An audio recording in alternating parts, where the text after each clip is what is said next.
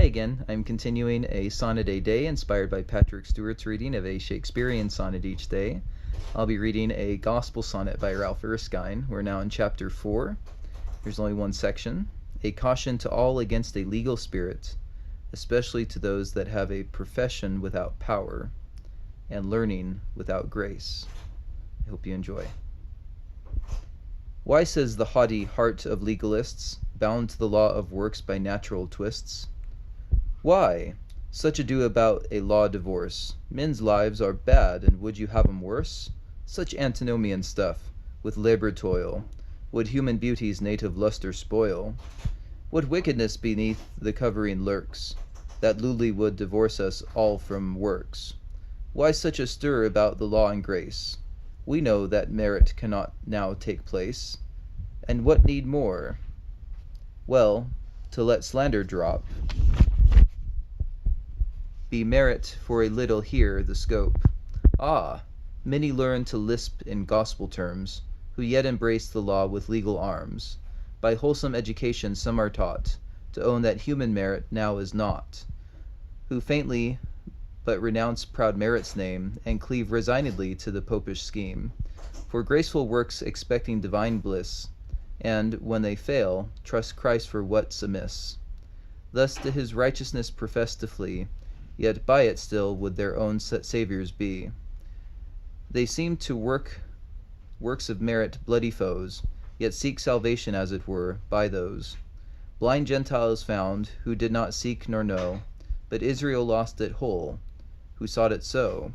Let all that love to wear the legal dress know that as sin, so dastard righteousness, has slain its thousands, who in towering pride the righteousness of Jesus Christ deride.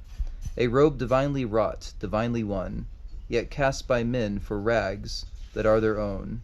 But some to legal works seem whole denied, yet would by gospel works be justified.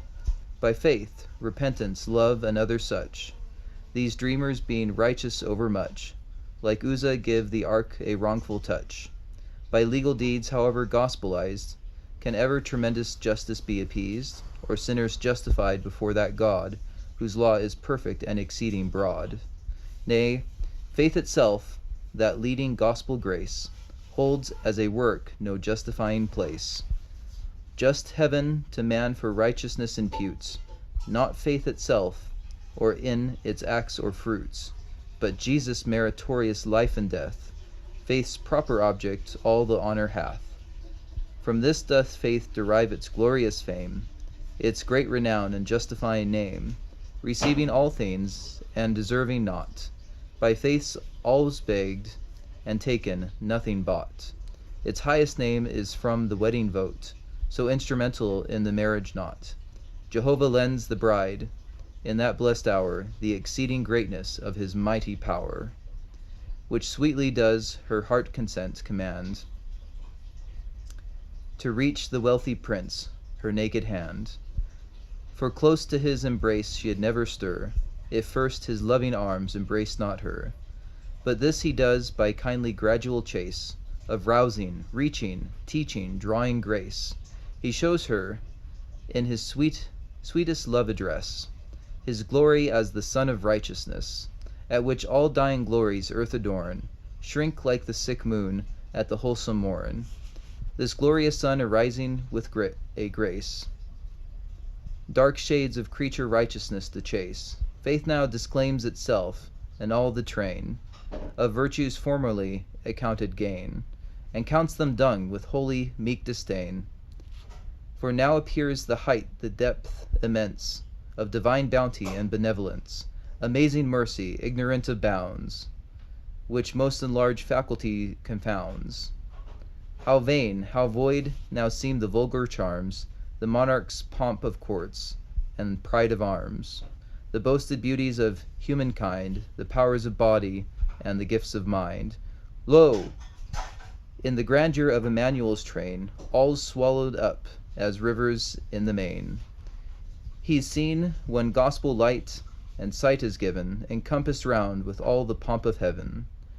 The soul, now taught of God, sees human schools make Christless rabbis only literate fools, and that till divine teaching powerful draw, no learning will divorce them from the law.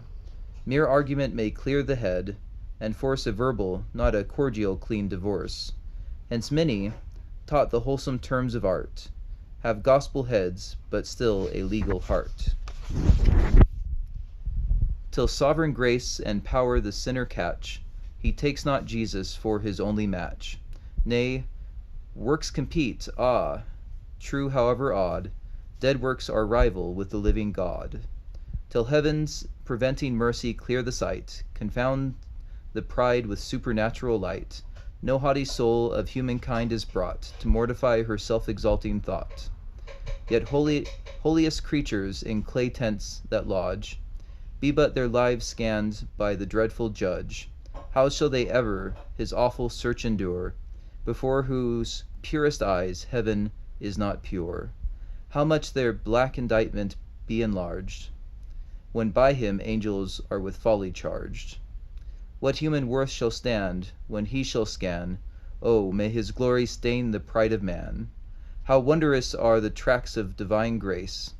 How searchless are his ways, how vast the abyss!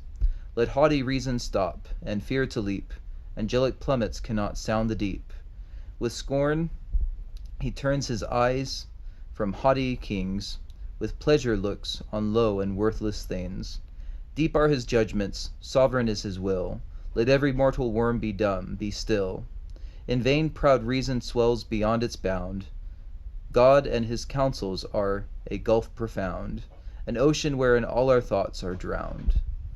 And with that, Lord willing, I will see you next time. Thank you for listening, and we will move on to chapter 5.